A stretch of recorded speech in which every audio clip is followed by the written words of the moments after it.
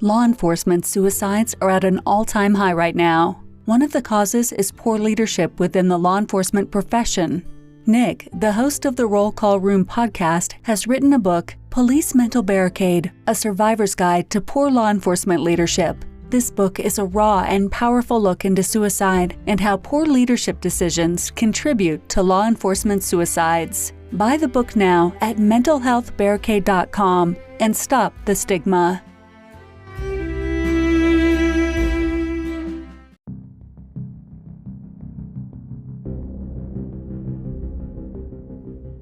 The issues discussed on the Roll Call Room podcast do not reflect the opinions of any specific agency.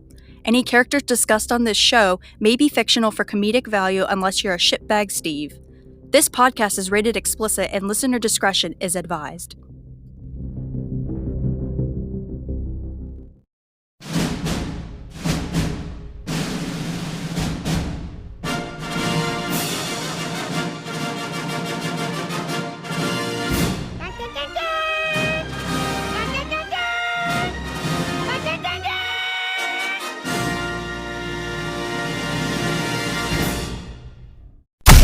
You're listening to the podcast that changed the game and rocked an entire profession. Talking about shit in law enforcement that keeps poor leaders up at night. When others run scared and hide behind fake policies, the Roll Call Room podcast tells it like it is. No bullshit.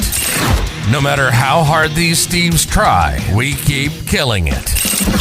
And now, here are your hosts, Nick and Mark.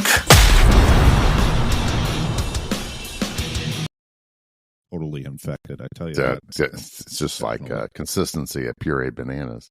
Oh. Hey, welcome to another episode of the Roll Call Room.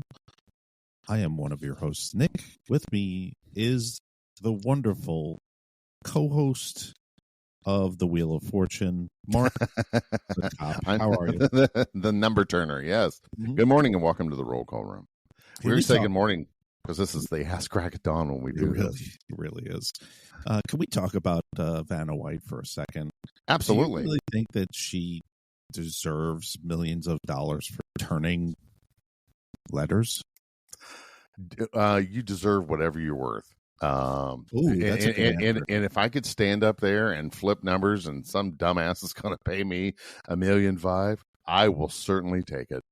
Yeah, aside from the gender argument of, I get paid less than this gender, okay, whatever, but saying that you're getting paid less than the actual host of the show always made me laugh. Like, it's like, you didn't hear anybody from, Bob Barker.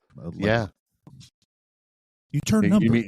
You mean the models that were displaying the products? Yeah. And then a word.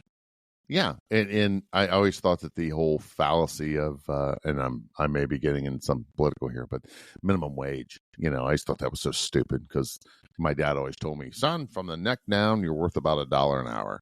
He said, if you want to go dig a ditch, that's what you're worth. You need to educate yourself in something, have a skill that someone needs, and then you'll make some money. But other than that, it's just, well, I'm not getting paid as much as him. If you don't like it, switch jobs. Yeah, go somewhere else. There's no one compelling you to stay here. That was my shithead chief's big line there at the end of my career was, well, nobody's compelling you to stay here.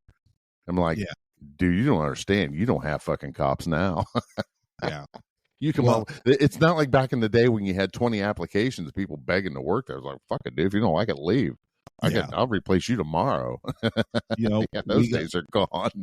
We got some feedback about like my angst towards my old department, and I'm making a conscious effort to speak less of them, but it's difficult because every time they come out of the car wash clean, a bird shits on their windshield. You just do something stupid. It's like, all right, guys, we can't not talk about this. It's kind of like, the I can't breathe with the pig mask in your car. It's like, who does that, you dumb fucks? And then it gets better is that so in the city that I used to work in, it used to be a crime for you to wear a ski mask, and then COVID happened and they couldn't enforce it. And dude, I worked the housing projects, and we used to stop people for wearing ski masks all the fucking time. Shit, we even wrote tickets for it or took them to jail. So what was the purpose of that? So you don't go and rob someplace? Right. I mean, because robberies were so bad that they didn't want you wearing a ski mask, period? Yeah, I mean, Alexandria City is so old on the badge as a fucking pirate ship. So... well, you're not joking. It's literally a slave ship on their badge, which is just absolutely bonkers to me. Yeah. And so the chief gets up there because the housing project authority sent out an email just to the housing projects saying, hey, the police are going to start enforcing this again. Don't wear ski masks. And of course, the optics of it don't look really good because you're only sending it to, one portion of the community. And this numbnut chief gets on TV and he goes, "We have never arrested anybody for that. Wrong. We have not arrested anybody for that this year." And wrong again. And I'm like, I know me personally, I've arrested 5 or 6 people for that. And then I contact my snitches, and my snitches are like, Nick, we've arrested 3 people so far this year for that. And I'm like, Get your facts straight, boss. We're going to find out about this stuff. But it's just hilarious. It's just hilarious. But this episode is a part 2 to the IACP tax return thing. Yes. And I have to tell you, there's been, a week or 2 since we released that one? I would say. Mm-hmm. So over 2,000 views on YouTube, which for a couple of old guys like us, to me, that's a success. I think it's great. It's hard to tell what our numbers are on Spotify because now that Spotify has taken over Anchor, they don't want to pay us anymore. So our numbers are really low. Like before it was, in the 30,000-40,000 per episode. And now it's like, I'll get alerted. Yeah. Isn't that amazing? Spotify buys it. And then suddenly there's like nothing there. Yeah. It's like overnight we lost 20,000 listeners. Somebody's got to pay Joe Rogan, Exactly. It wasn't like Anchor was paying us a lot of money anyway. Like for 50,000 listens on one episode, it was like $5. It's just basically to keep the lights on. So you want to be a podcaster. Yeah. And so it's like with the Shield Within, I just came to the conclusion, it's like, we're not going to make any money doing this, so let's just have some fun. No, it's just it's therapy because doing it with like doing these episodes is a form of therapy, and then when I listen to them later on in the car, it's another form of therapy because it's like all right, it's just reaffirming everything that I already know. But it was interesting. I knew that episode was gonna spark some conversation, obviously, because when you look at law enforcement leadership and you look at how fucked up it is, I mean, I don't really know any other way. And we're talking about the 99.9%. Those of you that are doing it right, stop messaging us that we're lumping you in with those people. Yeah, we're not talking to you guys. We're talking about the asshats that are the post turtles that were put in the office, and the ones that had never been in a fight in their life, but they can take a test, so they got promoted. Yeah. You great chiefs, you guys are not part of this conversation. Or here's the better thing: if you're a great chief, and I'll put this out there, if you're a great chief, stand up to the ones that aren't, and start coming on shows and start making statements about why the state of law enforcement is the way that it is. And I would venture to say the reason why you don't want to do that is because you know that as a chief of police, Your tenure is typically 3 to 5 years, and you're thinking 5 years ahead. You want another position, and you don't want to piss off major organizations like the IACP, which is basically the godfather of chiefs of police. They determine who gets hired, and they've got their tentacles in everything. And these tax returns are just the tip of the iceberg. Or they're busy running their department. Right. I got to tell you, one buddy of mine, a great guy, strong leader, hard advocate for his people. Went against the meaning the city people, not his people. So what I'm saying is, the council, whatever. He was talking about positions at the Chiefs Association. He says, I don't do them because I ain't got fucking time for it.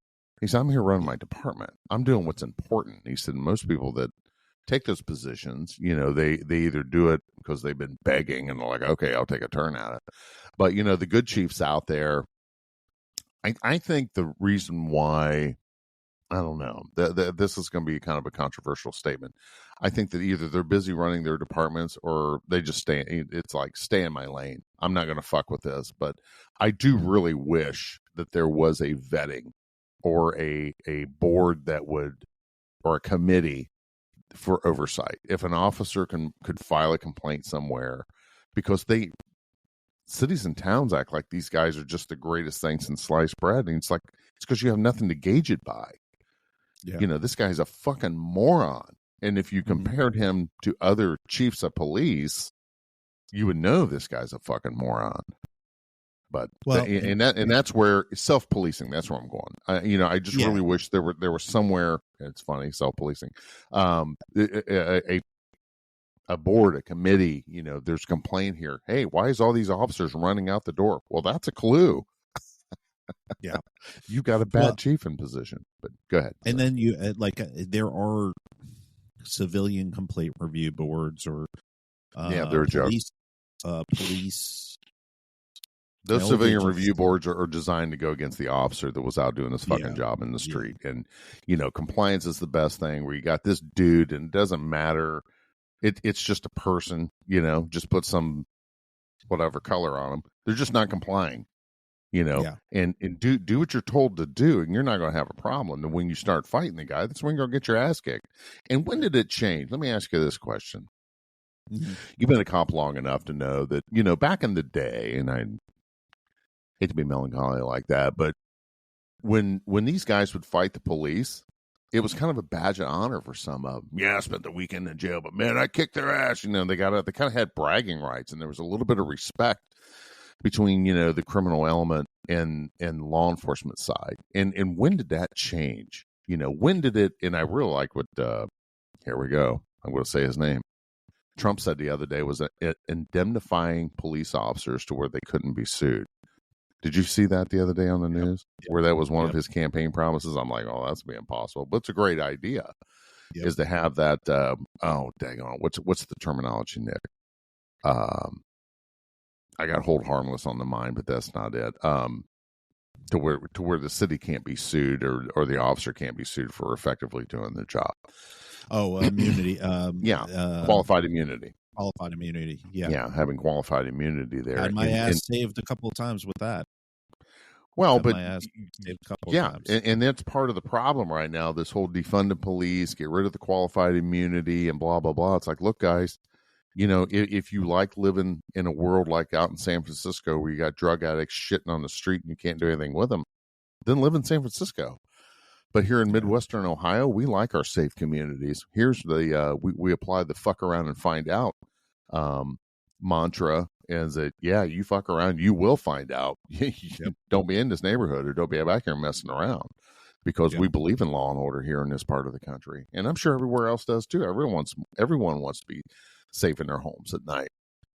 But what they're doing is that they're cutting the cops' balls off, because you could be hard on crime all day long. You could be a hard charger. You could be out there locking people up, but it's got to go to court eventually. Yeah. And so when you got Soros-backed DAs that are emptying our jails out. Money, oh yeah, man! Like, spending more time vigorously prosecuting cops than they do a career criminal, Mm-hmm. or finding justification as to why somebody's a career criminal. Mm-hmm. I never in a million years thought to myself that we would be doing that as a society, but it is like, we're not doing. And I think the defund the police movement was successful in that sense, which is that they're not necessarily defunding anymore where they're cutting complete budgets from municipalities. What they're doing is they're making the job so unappealing Mm-hmm. that nobody wants to fucking do it. And Right. that's how you reduce the amount of cops that are on the street. Like, again, this will be the second time that I'm talking about my old agency. They posted on there. I'm going to give you a 2-time limit on the show. Yeah, this will be it. I promise. They posted was a couple of days ago a class of like over 24 people going to the police academy. Uh-huh. To the layman person that saw that post, to the diehard liberals that live in Alexandria City, to them, they're like, "Oh, great! Look at how many cops are going to be going to the academy. They're going to be safe." No, let me clue you in. Why do they have that many vacancies? And then the other thing is that's them going into the academy. Okay, Mm-hmm. they It's still going to have be a to year pass the or academy. 2. They still have to pass field training. And the last time my old agency posted, it was a record number of recruits going into the academy. Out of that, I think it was close to 88% of them didn't make it or Wow. left the department during field training or just after field training. Right. So the problem is that you're churning out more people and they're not staying. And the other thing is you have to look at longevity. You have to look at how many 5 to 15-year officers are still staying in the department, and they're getting. And I'm no longer talking about my old agency. That's all of them. Across. Yeah. It's all across. Like now, as a 2-3-year officer, you're a veteran. You're a veteran. You're training babies. You're basically, people are coming to you and they're going, "Hey, you should put in for canine," or "Hey, you should be putting in for SWAT," or "Hey, you should." At 2 to 3 years. Man, you don't even know where the cleanest bathroom is. Yeah, don't go to Speedway. That's janky. Go to the UDF. Yeah, the shit houses are clear, and you don't see where the heroin addict was wiping his needle on the toilet paper in the roller. Yeah. So, I want to address that real quick. We're talking about the attrition rate. You had mentioned in a couple episodes past, and I don't know if it was on The Shield Within or this one here, about how we vest, and it takes 15 years to be vested in your retirement with an agency, and it's because everything is geared around retirement. We won't hire you if you're older than 32 years of age, and you have to be here for so long. The problem is with all these cities is that they're thinking the wrong way. We're marketing to the wrong people. We just put a guy through the academy that's 45 years old. He's a great dude. He's a fitness gym owner. He's a gym owner. He's a fitness coach. And Graham, if you're listening, welcome. He just got hired at a city here in Ohio. He's doing a great job, but we're marketing to the wrong people. We should be marketing to or recruiting that 35 to 45 group and plan on working 5 to 10 years. I mean, there's companies out there right now that vest after 5 years, and you should be able to do that. I think they're so geared around the pension board. Whereas, and I had another kid that got hired on an agency. He's like, well, it really isn't what I want. I said, dude, just give it 5 years, man. Give it 2.5 years. That's 5 years or 2.5 years that you don't have to worry about having someone there, and try and cultivate and motivate these people.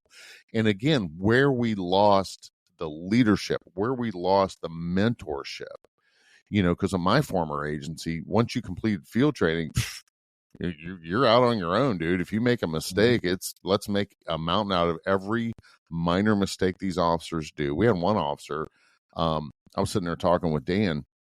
It was just 2 of us working that night. It was like a Sunday night or something stupid like that. And the door opens and here this officer comes in. I'm like, what the fuck are you doing here? It's like your day's off. Oh, I'm so worried about, she had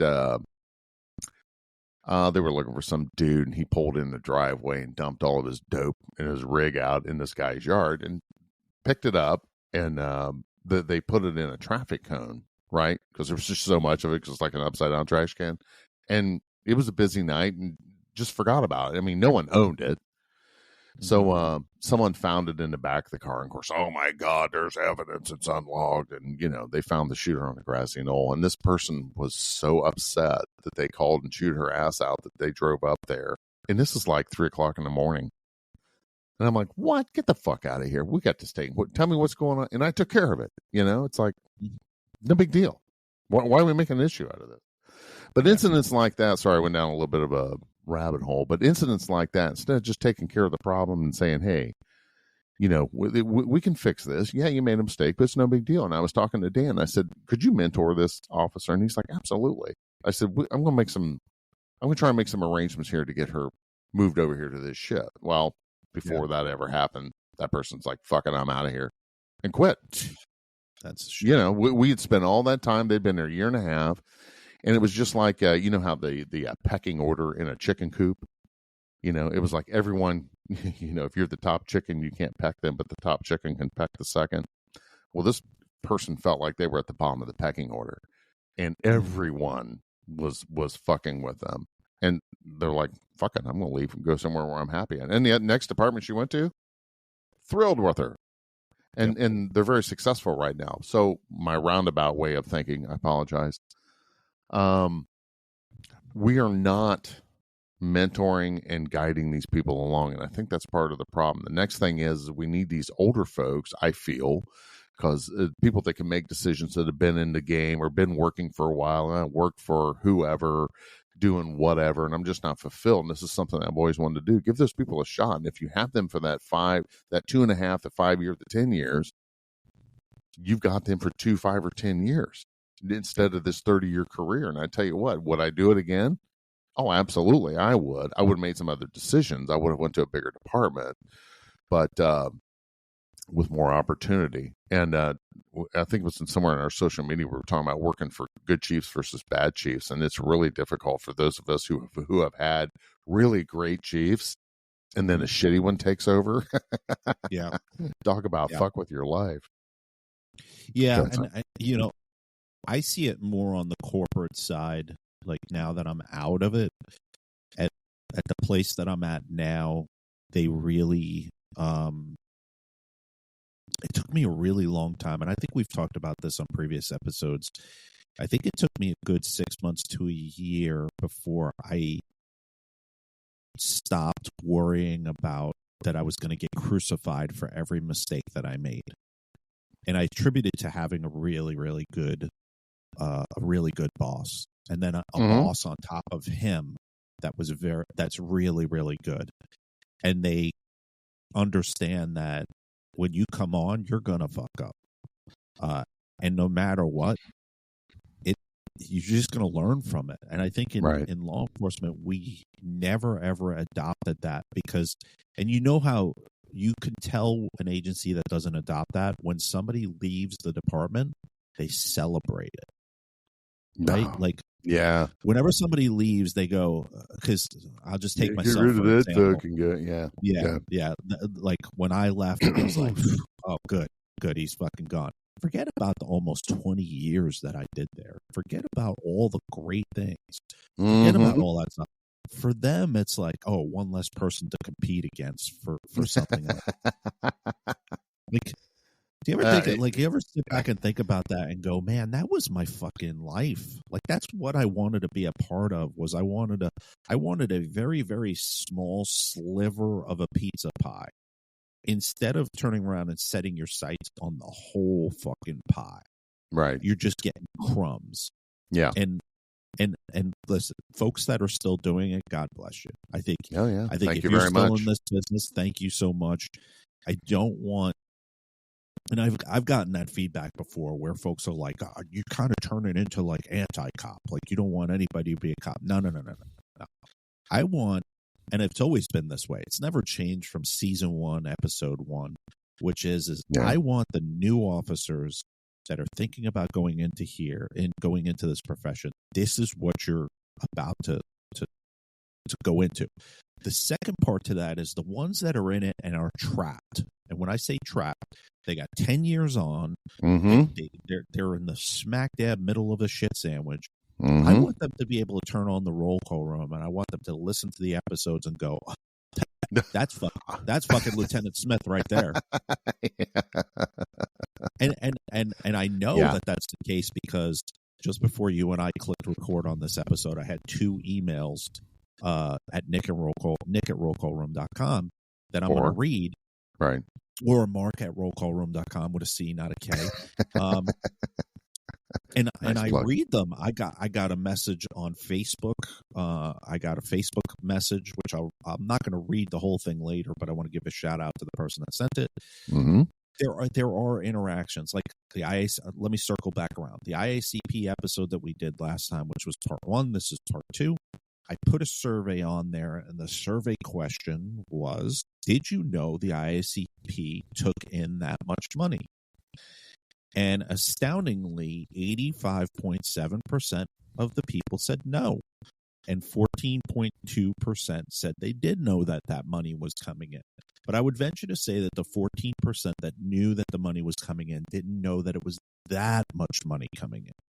Mm. And when we put that episode out, it was very humbling, and I appreciate it to have like people like Travis Yates comment, because Travis is a big, huge critic of the IACP, more so, and he brought up some great points, which was the IACP was perpetuating shoot people in the leg mentality. And I had completely forgot about that. This isn't me making it up. Yeah. The IACP literally that was some years ago. Yeah, they were perpetuating while the George Floyd shit was going on and all that other stuff.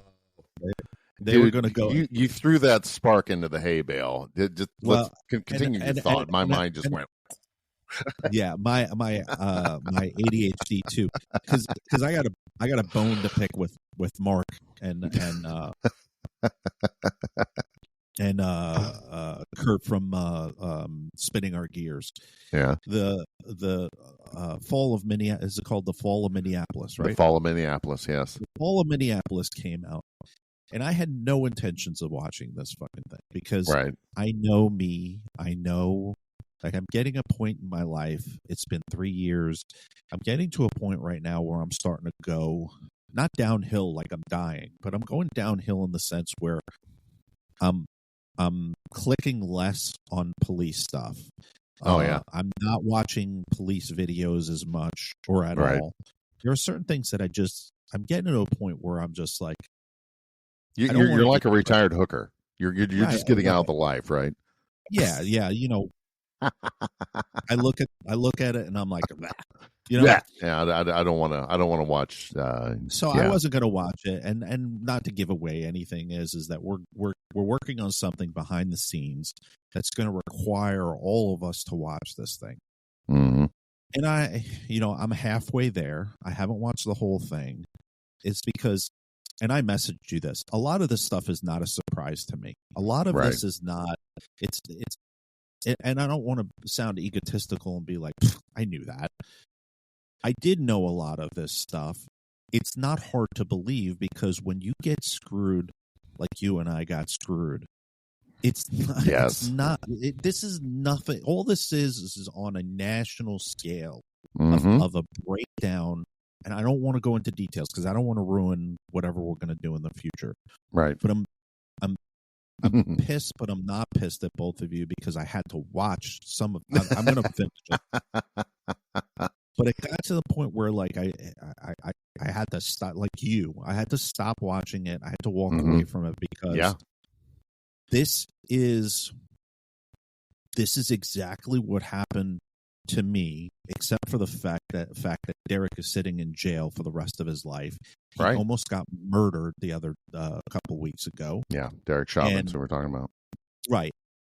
It all encompasses around optics. That's what it all encompasses around. Yep. And I have a very unpopular opinion that I'm going to save for whatever we're going to do because it's going to ruffle some feathers, my opinion about him and that incident. Mm-hmm.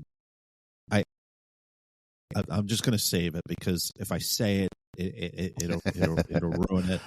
Yeah, let me help you out here. I can see, I can see you're on the same ADHD loop that I'm on right now.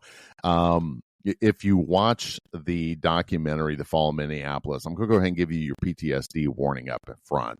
If you're suffering from PTSD, you may want to take this in small bites and doses. It took me 3 times to get through it because I was so angry, and it pissed me off to where it affected me to the point to where I was spun up for a couple of days after watching it. I was angry. I was sad. I was heartbroken at the end of it. And the way the world is now, I don't believe everything I see. But like what Nick said, all that was happening, it's just like we knew that was happening, but now there's an acknowledgement that it happened. And this is the way it happened. And literally and I'll let you guys watch it. We're going to do a show on it. When I'm setting up, I'm going to go ahead and tip the hat if that's okay. We're wanting to do like a roundtable with some police professionals to get some feedback on it. And then hopefully Nick gets all the way through. Because I'll tell you what, it should have a PTSD warning. Dang on. Who does Behind the Trenches? Or In the Trenches? Starts with an R. Ricardo. Ricardo will give PTSD warnings before he plays a clip. He's like, "Look, man, this will fuck you up listening to it," and he does such a good job at that within the Trenches podcast. Shout out to them. But getting back to recruitment and all that, they've kind of created this monster, and I think that we're not marketing to the right people. And shout out to Paul Butler. Paul Butler in his lectures says, we're not marketing to the right folks. We need to be marketing to that mid 30s to mid 40s people. And I'm still a firm believer that waitresses and bartenders make the best cops. And other salespeople. You need extroverts to be in this job. Not to say that they're the only ones, but I think that the whole process needs to be reevaluated. We shouldn't have to be stuck at a city for 15 years to get vested. You should vest after 5 years. So if you want to move on, you can move on. So, IACP. Number 2. So let's get back to what we're doing. We got down a quick rabbit hole with that one. My head was spinning about this documentary, and I'm going to save it because I can go on and on and on. Oh yeah, so the IACP, it will. So the IACP, we did the first episode. It definitely ruffled a ton of feathers because, can I say this one more time, Mark? Sure. Can I well, wait, is it about your old agency? No. Oh, okay. No. It could be. It could be. You do understand, and when I say you, I don't mean you, Mark. I'm giving a general preface. Yeah. You do understand when you search me on LinkedIn and then you click on my profile. You do understand. Let me preface. I am a premium member. I pay for LinkedIn. Okay. Because I'm always hiring people for where I work. You do understand when you click on my profile, it immediately sends me a message that somebody's checking out my profile. Yep. And then I can see with my eyes who you are. I can see you. So IACP, I can see that you hit my LinkedIn like 6 times. I can see that the executive director hit my LinkedIn. I can see that the finance person hit my LinkedIn. One, what's up? I live 25 come on the show. I'll even give you this. I live 25 minutes. I used to be a police officer where your headquarters is. Let's meet up for coffee. Yeah. What are you scared of? And so this was going on. Then I got an IRS notice for an audit. I mean, just crazy shit. Just as soon as this was released, like it's mind blowing. If I was a conspiracy theorist, I would go bananas with this thing. But neither here nor there. So we released the first one, and then the LinkedIn stuff happened, and I always screenshot it and I send it to Mark, and I go, "Yeah, here we go." And then so the IACP reached out to us and they gave us a statement, and I want to read it to you. Did they? Yeah, ready?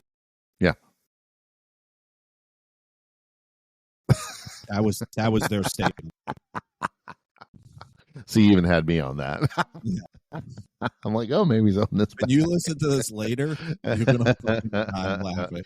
Yeah, here's the statement they gave us. It's not there. Nothing. And I don't think they're going to acknowledge it. I think it's going to go get down. I'm sorry. Would you? No, absolutely not. However, depending on the numbers, I think it does need some acknowledgement because was it not Saber Warrior, Wounded Warrior. Wounded Warrior. Yep. Wounded Warrior got into that bingo to where their executive committee or their executive officers were making these, and Wounded Warrior was huge. And then everybody found out, well, these fucking execs are making $300,000 and $400,000 a year. Why am I spending $15 a month to pad this guy's fucking pocketbook? That is misappropriation of money. And this is I guess what irritates me so much about this association, it is all taxpayer funded. Yep. Every fucking dime of it, from the so it's whatever jerk off police department in whatever city and whatever state, that's taxpayer funded. They are paying into IACP. Well, your federal dollars are going into IACP. It's just and they're tax exempt. And they're tax exempt. And they're a 501c3. Right. And then so I had a couple of people reach out and they were like, "Oh, you should look at this person and you should look at this organization." And we will. I don't want to do just episodes on this association or this whatever. I don't want to just keep doing them. This one in particular, and then there's going to be a couple that are suicide prevention ones where we're going to pick apart those tax returns. Right. Wink, wink. Get ready. But I think where we're going with this one here is that through our interview with Michael Segru, we realized, and we talk about the hive mentality. I feel very seriously that this is the hive. Yeah. I think that through natural attrition, or if that's the right word, write a policy on it. And everyone is a member of this association and they all say the same things. And because they're saying the same things, that toxicity is being embraced. And it's like, well, let's take a look at these guys, because in that interview, you got told the same thing. I got told the same thing. Segru got told the same thing. It's like, that's not happenstance. That's not coincidence. This all came out of some kind of learning. And then through our channels, we learned that, IACP says, here, you need to write a policy on it. And here's the sample. Well, isn't that great? So if you guys are kind of wanting to know the natural succession of where we are, and then Nick happened to pull the tax return up and he sent it to me, I had to pull over. I'm like, holy cow, that's some serious money.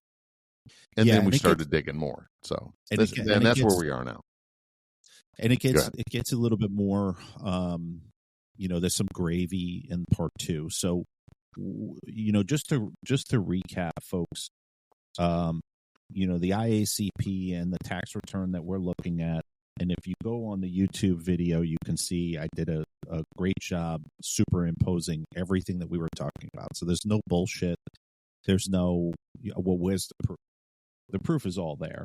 Yeah. They're taking in total revenue last year. In 2020's tax return, because 2021, they're taking in $30 million. $30 That's million. A piece of change.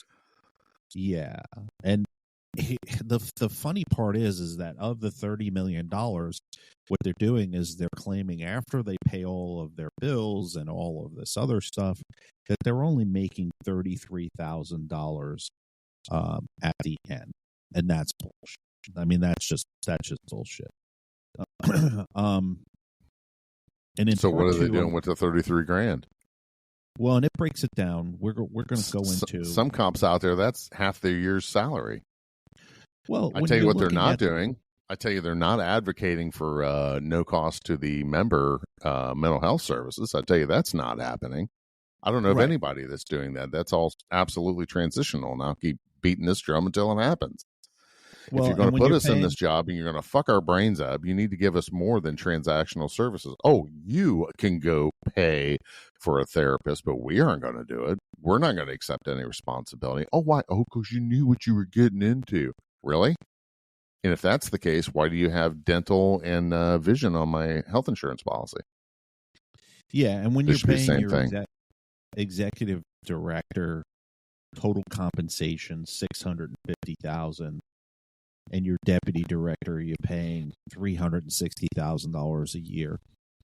I mean, where do I get that job? It's sickening. They should hire you and I. Yeah. Well, that's not happening. So I want to get into everybody knows that every year the IACP puts on this international conference. They usually pick a really nice area, and that's where they go.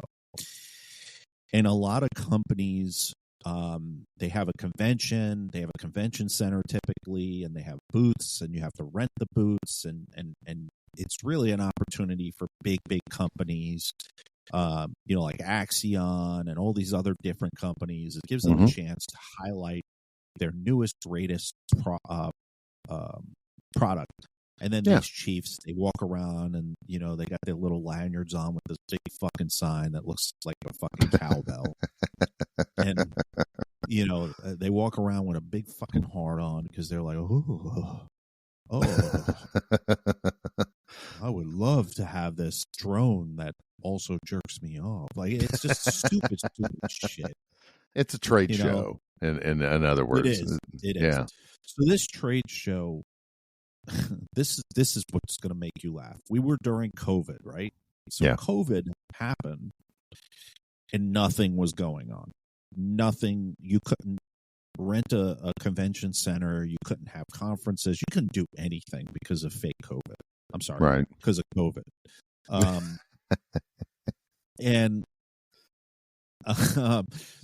So the only thing that you were allowed to do was you were allowed to set up big things to get these bullshit shots. I'm sorry, get COVID shots. Right. And then you were only allowed to go to social events that Democrats put on. So not that we're a political show, but go ahead. No, not at all. Not at all. But you're not wrong. I'm not. So in 2020, the IACP, they didn't have a conference. They had a virtual conference. Oh, okay. Right. And so I want you, the folks that are really good detectives, kudos to you. I want you to go on page number 2, part 3, and go down to subsection 4B. The IACP for a virtual conference, and it even says on here, the IACP annual conference in fiscal year 2021 included the following events: IACP conference virtual, Officer Safety and Wellness Symposium virtual, March 2021 Technology Conference virtual, May 2021 Drug, Alcohol, and Impaired Driving Conference virtual. Now, I said virtual every time, right, Mark? Right. Yes, that you did. Virtual conference cost the IAC $4.8 million to put on. $4.8 million to put on a virtual conference. Mark, wow. I can set up a Zoom conference call right now with over 2,000 participants for $9.99. Well, but they're not paying you for all these awesome decorations in the back of the production value. And $4.8 million. Yeah. And if that doesn't spark you to go, what? Where did that money really go? Because you're not paying a lights and sound. You're probably paying a sound person. Right. Production company, but you're not having a stage made up like they normally do. Mm-hmm. The IACP conference, if you've ever had the chance to go, they make it like a Broadway fucking show. That's why it's so expensive. But it's nice, though. It is in the sense if it was run the right way. as I was reading it, I see on here Officer Safety and Wellness Symposium. Man, I would have loved to have been a fucking fly on the wall for that class. Oh, and hear them in there. Oh, and now they're wanting to do PTSD retirements. Like, just get over it. The whole conference is about how officers should do yoga, or understanding the triggers of a traumatic scene and all this other stuff, which legitimately there's are issues. Officers that get involved in shootings, right. Officers that have had partners shot in front of them, traumatic incidences of watching children injured or dead, mass shootings all day long. I'm all for that. But I bet you they never took a mirror out and held it up and walked around the room and said, let me tell you what the number one cause of officers blowing their brains out is, and walk around with a mirror and show it to them and say, it's you. It's your inability to recognize that failure of leadership is detrimental to mental health. They don't do well, exactly. And admin betrayal is a huge key in a lot of officers. I can tell you it was with mine. I can absolutely guarantee you it was mine. And when I came back to work after being cleared of my investigation, of course, they never cleared me. It was, there's insufficient evidence. It was funny because I was doing some book research, my own book, to where the announcement that when I was in, what other agency besides my former agency does a press release, and they've only ever done it for me when you get put on administrative leave.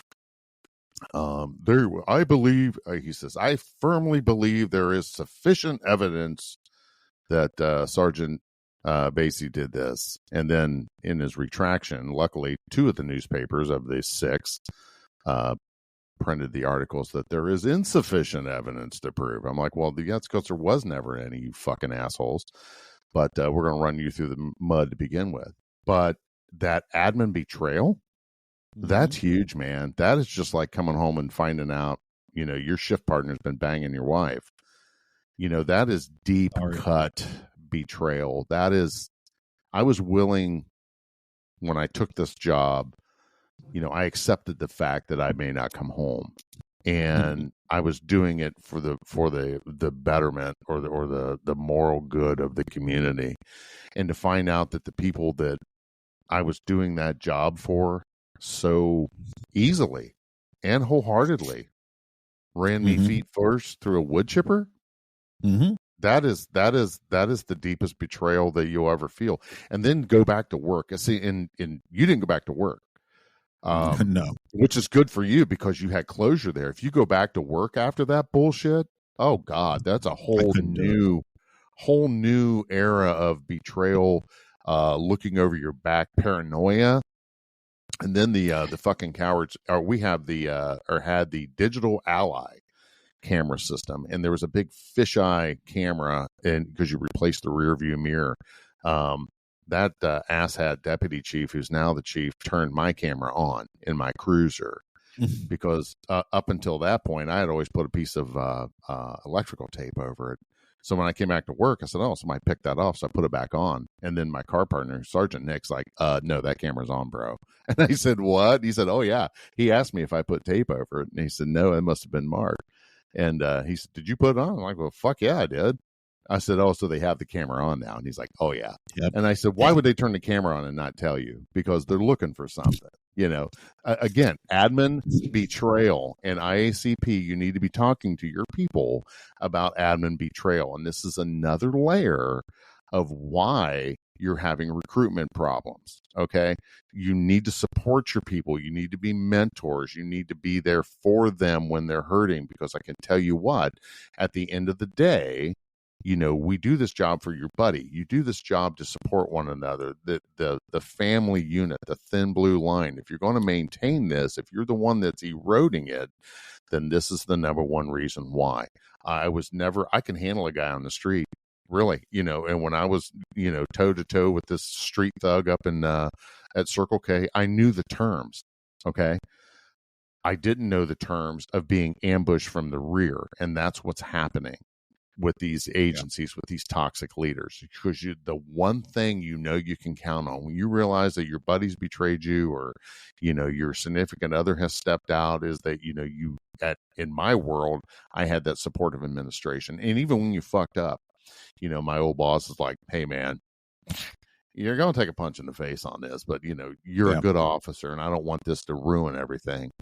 Just take your, here's your punishment. This is going to be over and done with, and then we're going to move on. And like my old boss used to say, he says, you have to forgive quick, have a good memory, but you don't hold this over the guy's head forever. And this mentality of this admin betrayal, this is a huge part of officer suicides. So to dovetail back to what you were saying, Nick, you got that officer, he's there 10 years, he's got some burnout going on, he's got some PTSD going on, and now the one thing you thought you could rely on has betrayed you. Yeah. Fuck it. How many cops are doing it on the job? And the position where you do is a big message. How many cops, the cops that kill themselves on the job, in the cruiser, at the department, that's a huge fuck you to the person that's in charge. And that person, IACP, if you're having a rash of officers killing themselves on the job, at the job, that department, they're talking about those consent decrees. Yeah, fuck those. You people need to send a crew in there and start interviewing the officers to see what's going on at that agency. Yeah. And I'm done with my rant. No, you're good. You're suddenly really loud. What happened? Oh, am I? Yeah, you're like extremely loud all of a sudden. Are you redlining? How about now? Yeah, you're better. Go ahead. Okay. Yeah, I mean, when I look at these tax returns, when you're putting on a virtual conference and you're spending that kind of money, and then you look at their tax return further down, and they brought in $2.5 million in revenue from spending that much money. It's odd behavior. It's in the sense of, like, if you did that on your personal tax returns, you'd be audited. Audit. Yeah. Yeah. I mean, we talked about it I think we talked about it in one, but I just want to give you a couple of ideas here. So when you break down the independent contractors for that virtual event, they have presentation services they paid $763,000 for. Audio visual, they spent $665,000 on. They paid the City of Baton Rouge Police Department $607,000. The University of Pennsylvania. Wait a minute. They paid Baton Rouge that much money because that's where they were going to have the conference at, even though it's all virtual?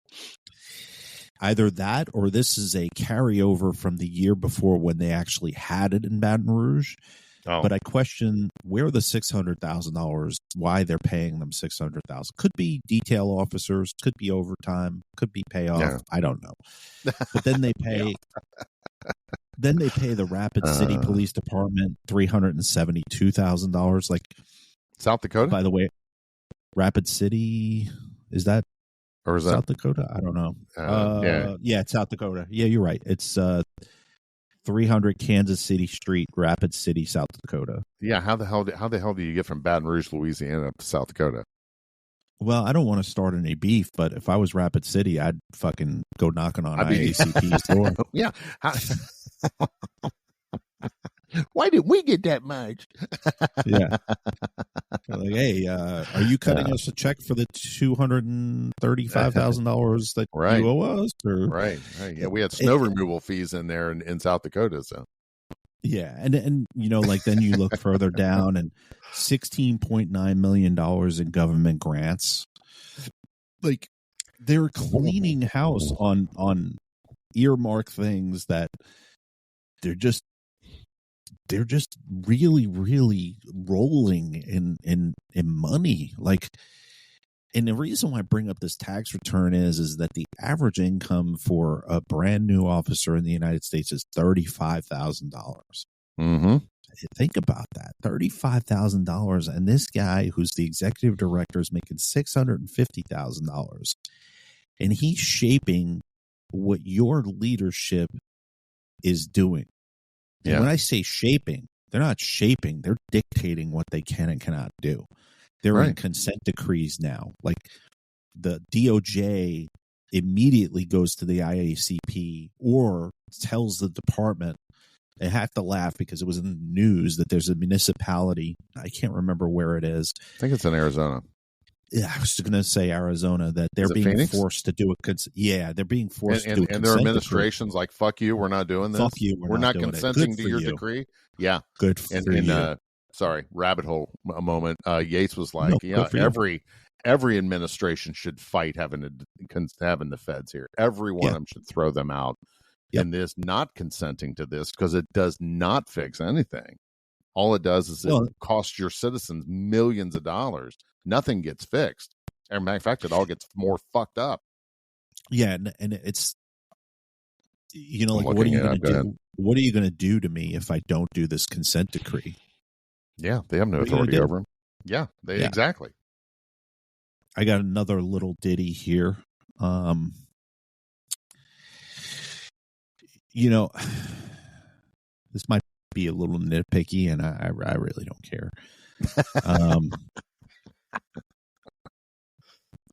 An organization that was pretty much virtual during this tax return spent $1.4 million on office supplies.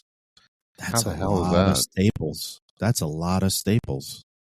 That's a lot of paper clips. I'm by no means an eco person. Like I don't recycle, which is terrible.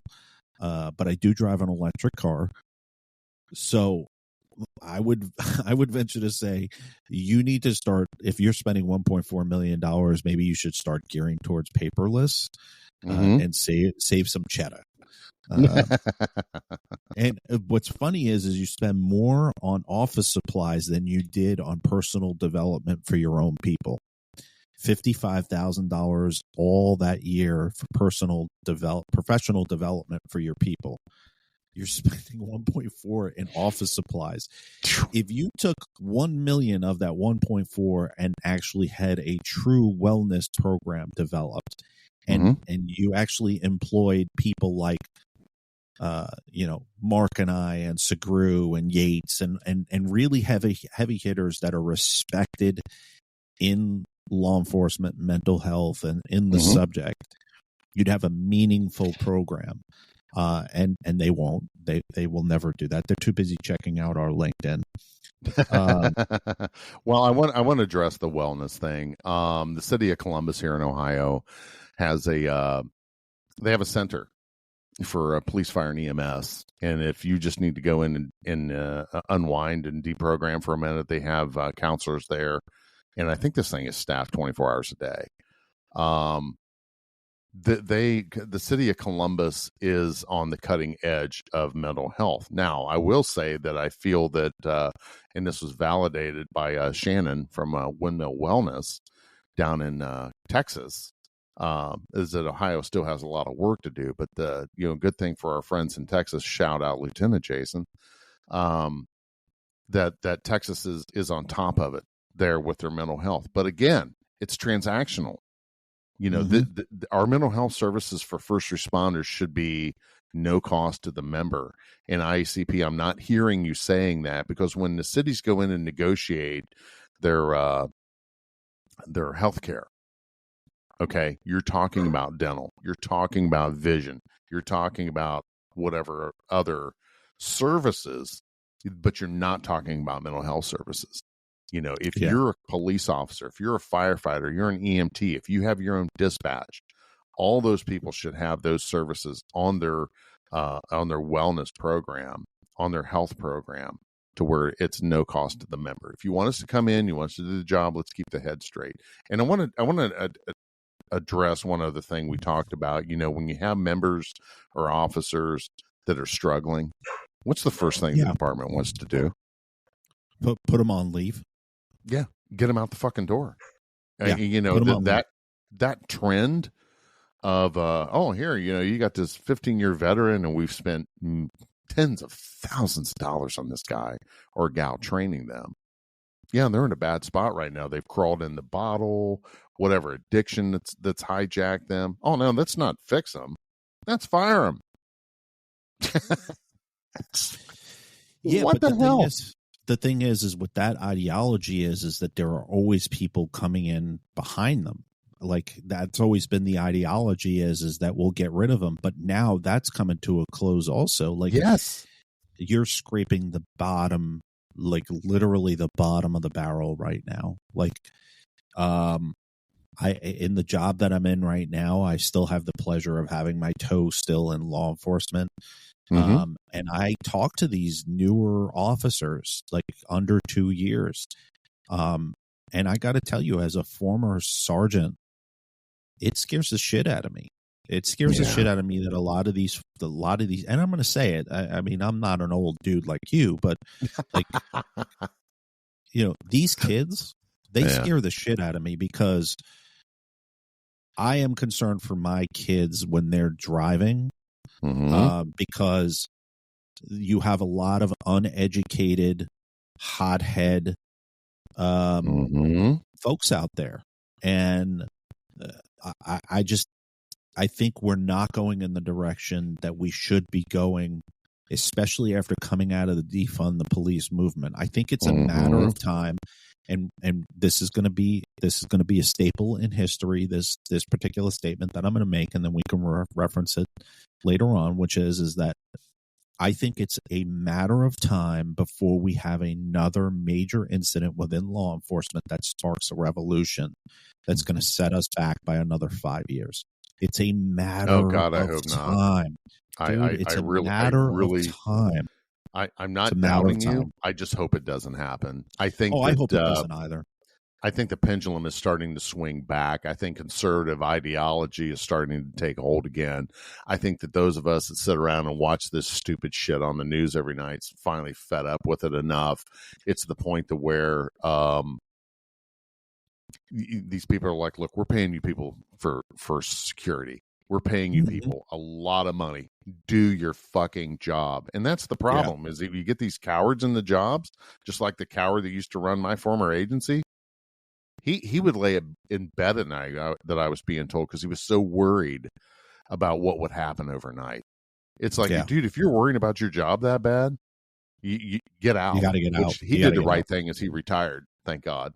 That moron finally left the job, but it was good because you need to be that steady hand on the helm in the storm. Because when you're a chief of police, you're always in the storm. You have to be all things to all people. And for the good chiefs out there, thank you for doing what you're doing and mentor the guy underneath you. Now we got the dude that's in there now that has a stranglehold on the department. No one knows one another's job. My former boss, everyone knew everyone else's job, and he trained the next guy to come up. Yeah. But the next guy to come up, stop that. Because if you're a leader, you train one above you and one below you, because we're only there for a temporary amount of time. The department's been there for 100 years, but I'm only there for 20, and that's the training. Yeah, exactly. And the good departments that are successful and have happy people that are productive, and you always have an asshole in there somewhere. It doesn't matter where it's at. But a good leader will put that asshole out the pasture. So what I'm saying is that, we're on the roll call room, we're exposing where the problems are. We're showing you guys where the problems are. What are you going to do, IACP, to say, hey, why don't you have a policy on your wellness program? Why aren't you telling the chiefs to go back to your cities and start having mental health services as part of your health and welfare and part of your insurance that you're giving? Because that's a benefit of being a government employee. You get that paid for. Not 1 or 2 visits a year. It's as many as they need. Yeah. And having those healthcare professionals that are able to deal with the first responder. We don't see that in there, are we? Are we seeing that in their agenda there at IACP? Is that let's have this real hard talk about mental health services and recruiting and where we're doing things like that. I see a lot of fluff. Where this guy with this huge degree and he's got a doctorate in blah blah blah blah blah. Well, good. I'm glad you're a great student, and you haven't been in a bloody knuckled street fight in ever. Yeah. When was the last time you went screaming into a bar fight or, went to an act of domestic to where you're duking it out, not only with one half, now you're fighting two of them. Most of those guys have never been there. And by the way, to our Midnight Cruiser listening, thank you very much. Keep doing what you're doing. We appreciate you. Thank you, Midnight Road Dogs. I mean, you and I spoke about this, I think, on the show, and then when we talk on the phone, and I remember this as a sergeant running roll calls. We would get notification from our commander, hey, so-and-so is going to be coming in and coming to talk to your crew. And the first thing you do, you're like, fuck me, man, because this is going to suck the fucking morale out of the room. And I already have a hard time getting these guys to fucking run out of the room. And I prided myself, like, as a sergeant when I ran roll call, I always tried to make it a fun environment. Like, I always tried to send them out. Hill Street Blues was a huge show that I loved watching. Oh, loved it. Hey, be careful out there. And I always did that at the end. It was an homage to him, and I always tried to make it fun. I had this one dickhead captain that used to come in all the time. He was my sergeant when I was an officer. He was a lieutenant when I was a sergeant, and then he became a captain. And he was just a fucking weasel. He was a punk bitch. Like, he just, like, even when he was a cop, he was afraid of his own fucking shadow. Right. And he would come in. And he would be that guy, like, we're just about done with roll call, and he would go, hey, everybody see that video in Vegas where that officer got dragged out of their car and beaten to a fucking bloody pulp and killed? We're going to watch the video right now. And I would look at him and go, what the fuck are you doing? Like, yeah, we should talk about this first. yeah. But we got calls holding. We got to go. I went on a tangent, but we would get notification somebody was coming to roll call to talk, and it was always somebody that was from the academia world, PhD, Dr. So-and-so coming to talk to us about mental health or about wellness.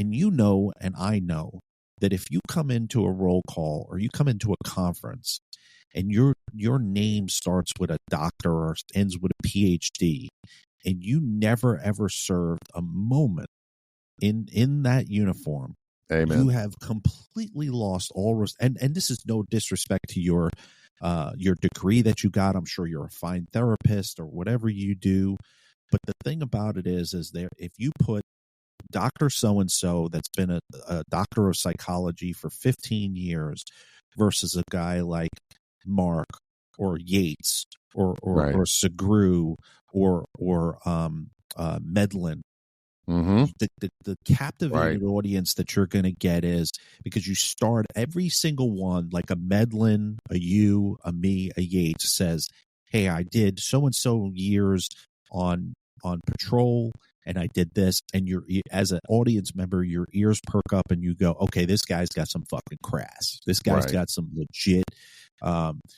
he's been there. He knows what it's like to be out, be in a cruiser at 2 a.m. in the winter. It's freezing outside. The heat is pumping in the car. You're trying to stay awake. It's a slow night. And then all of a sudden, an alert tone goes out and it's a fucking murder. Yeah. You got to quickly switch. And then you get there and it's a dead fucking kid. And then the scene is, it's not your scene. You're not the primary. And you get to clear the scene. And then you get back in your cruiser and it's 4:00 in the morning, same night. It's winter. It's snowing. The heat is going, and you're trying. Now the adrenaline is dumping. You're coming down, and you're trying to stay awake. And then all of a sudden, as you're sitting there, a fucking car goes speeding by, acting like a fucking idiot driving. And you have to do something because you want to save that person's life. You're not being a prick because you want to fucking pull them over. And then you just saw a dead kid and you're walking up to this fucking car and you got to check yourself. You got to check the anger that you have from that fucking scene. But you want to sit there in a conference as a doctor or a PhD and turn around and tell me what it's like to be a fucking cop and not blow your brains out. But you've never experienced any of that stuff. And that's just one scene. And that's straight from something that I dealt with. Yeah. Straight from a scene. And you could relate to it. And all you Midnight Road Dogs that are out there listening to this, you're saying to yourself, fuck, Nick, I've had that happen. Or dealing with the same fucking domestic over and over and over and over. And it How many takes that times can one- we arrest these two assholes? Yeah. And then the moment you put your knuckles in that dude's fucking face because he deserves it, you're worrying about, now I'm going to get fucking fired. I did the right thing the wrong way and I'm going to get fired. And you and I talk about this offline. Right. Go ahead. Yeah. Keep going. My We talk ADD about this mind took over. offline all the time, which is this will be the last time about my agency, I promise. You've already had your two, so I'm going to I know. throw a yellow card. I'm going to throw the yellow card at you. Go ahead. Yeah. What happened to me? What happened to me? How I was pushed out, man. There were 50 other things you could have got me on. There were 50 other legitimate things, and statute of limitations is over, so you can't do anything. So go fuck yourself.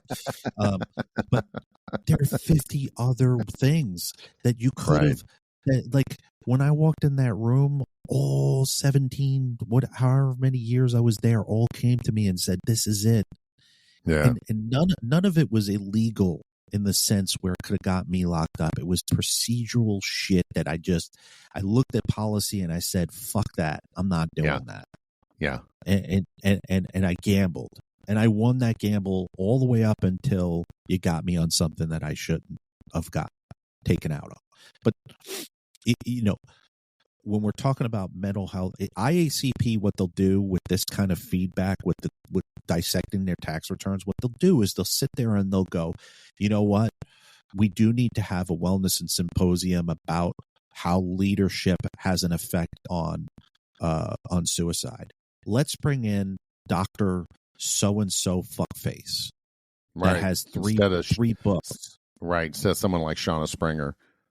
Bring her in, bring in have her a talk Travis to them. Yates. Yeah. Or do a jam team, like do Medlin, me and you, and come in and be like, listen, if you have soft feelings and you get offended really easily, we're going to take a 5-minute pause right now for you to walk out of the room. Yeah. And save face on yourself. Bring Jake Clark in.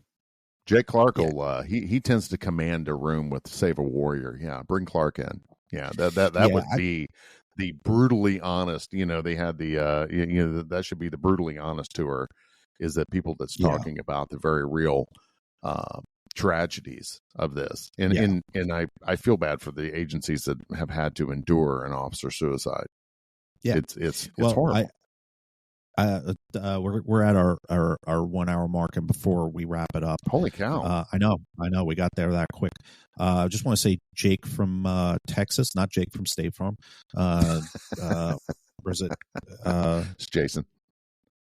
Is that the one you're talking about? The one you sent me the other day? From Texas, yeah, Jason, yes. Not Jake. Jesus, sorry, Jason. Jason from Texas. I just want to say thank you for reaching out. Pleasure getting that feedback. Folks, you can reach out to us on all of our social media. You could just hit that message button. It gets to us. I send it to Mark. You could email me at nick@rollcallroom.com. You can email Mark at MARC at rollcallroom.com. More importantly is liking and sharing.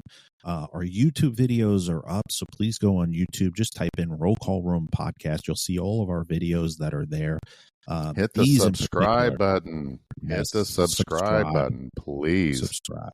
Mark, what do you got and like for and us share? To close this out? Yeah. I just want to on the social media end of it there. I think that liking and sharing and when you're in roll call or you're doored up, you're talking about the show, just encourage your friends to do the same thing. We can't spread the word of actually our mission is to help save the industry, save the job. Other podcasts talk about, the job's dead and blah, blah, blah. The job isn't dead. The job's going to continue on. And we want to eradicate police suicides. That's what we're started on. That's where we've started these shows on. But we can't do it if we're not communicating with one another. And not all management's bad. Again, this pendulum's starting to swing back. The great leaders keep doing what you're doing. Keep being a leader. Keep being courageous. We talk about books like Maxwell's 21, The Courageous Police Leader by Travis Yates, Create Your Own Light. Travis House's book, Police Mental Barricade. I was getting to it. Thank you for jumping in there. Police Mental Barricade 1 and 2, all in Nick's books. So I was going to wrap up with the best there, my friend. But, it's education. It's educating one another and supporting one another. And let me tell you something. If you got a guy that's suffering, he's drinking a bunch, shoot him a fucking text. Bro, you all right? I'm just checking on you. Check on one another. Reach in, reach out. I can tell you what, when I was sitting out here at this house thinking, how am I going to blow my brains out today, or what piece of rope am I going to hang myself with? Those people at my agency that called me, despite the fact the chief told them he would fire them if they reached out to me, they're like, fuck that guy. I'm concerned about you. This is just a fucking job. Those little things mean a lot to people who are in that bad spot, and help them out and take them to breakfast. Do whatever. Reach out. We put up messages of support. So we got to take care of one another. We don't take care of one another, nobody else is. Exposing these toxic people. Be aware of what admin betrayal is, and take care of you. Remember, we are people of service. That's why we do the jobs we do. But taking care of us is always the hardest thing. So remember, have that self-care. Practice the 4 F's. Family, faith, friends. You're doing your favorite activities. Hang out with people that are not cops.